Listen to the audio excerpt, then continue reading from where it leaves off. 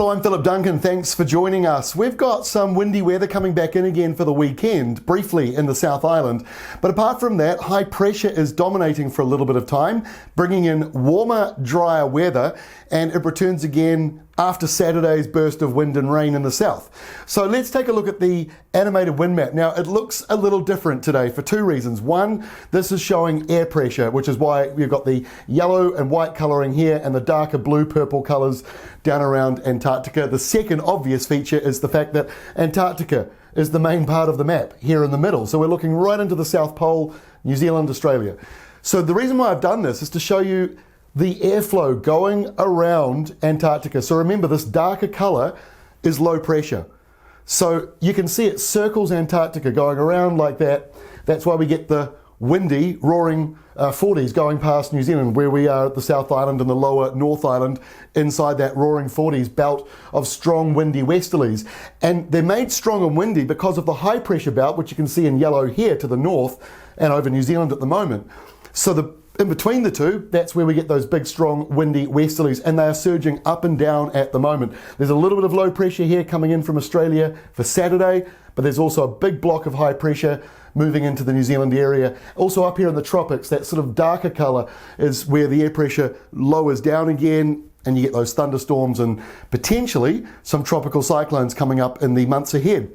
So let's take a look at today, temperature-wise. So we've got warmer airflows coming in, starting in the south. As you can see, some inland areas around Queenstown, over 8 degrees above average. The North Island, the eastern side, you are cooler than average today, but you only have to go over the ranges into Bay of Plenty, and it goes the other way, warmer than average. This area in the middle with no shading, and pretty much through inland Canterbury and Marlborough, that means that you've got bang on average temperatures for this time of the year.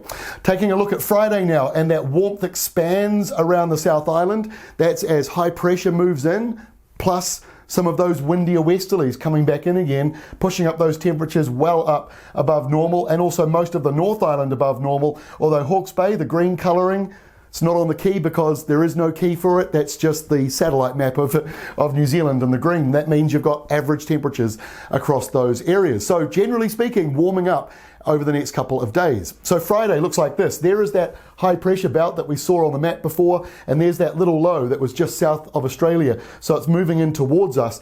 The windy weather in between the two systems, it's a nor'wester straight out of Aussie. That's the reason why you're seeing those temperatures lift up well above normal. Over 8 degrees warmer than average on Friday afternoon across a big portion of the inland South Island. On Saturday, that low moves past, and it is a little deep system, but it's little. So high pressure to the west, to the north, and off to the northeast. That puts a limit on how far those winds will go up the country, but the South Island's got a blast of wind and rain, and then down here in the south, a colder southerly comes on in as well, so it'll feel a little bit wintry for a time on Saturday.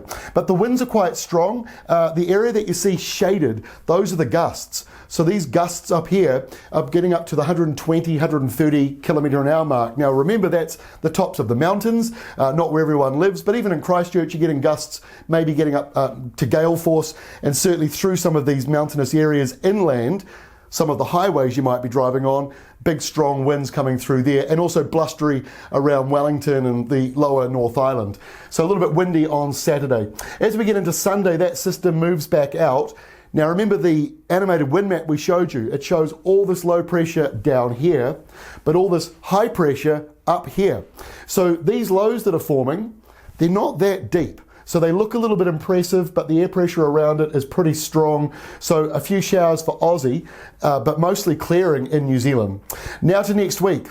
The showers come back again on Monday. A little bit different though, because these are those afternoon downpours, we think. So we'll be seeing light winds and a bit of patchy rain or showers around. And we might be getting those afternoon downpours with isolated thunderstorms as well. Getting humid for some areas as we get into next week, although you'll find that this is a bit of a cooler southerly flow in some areas, but coupled with daytime heating, that's why we're just keeping a little eye on that one.